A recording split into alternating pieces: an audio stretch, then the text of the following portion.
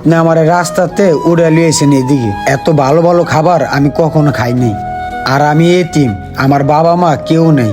তোমার খাওয়া শেষ না? তাহলে চলো উঠো উঠো। বুঝলাম না, খাওয়া দাওয়া শেষ করে বিল না দিয়ে দিয়ে গেছে গা। স্যার, আপনি মনে হয় বিলটা পে করেন নাই কা? আপনি মনে হয় এই রেস্টুরেন্টে নতুন আইছেন না? আর আমি এই রেস্টুরেন্টে খায়া কখনো কোনোদিন বিল দেই না। ও আচ্ছা, আপনি বিল পে করবেন না? আপনি কি রেস্টুরেন্টের মালিক নাকি? দেখেন, যা যা খাইছেন বিল পে করেন। আসলে ভাই আমার পকেটে কোনো টাকাই নাই কা, আমার পকেট পুরাই খালি। যদি পকেটে টাকাই না থাকে তাহলে খাইতে আসছেন কেন? পকেটে টাকা নেই কা রেস্টুরেন্টে খাইতে আইছেন? নিজে তো খাইতে পারেন, আবার আরেকজনের সাথে করে নিয়ে আইছেন।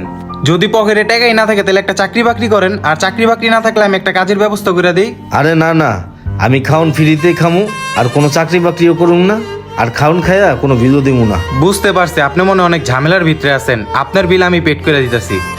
এলন টাকা ক্যাশ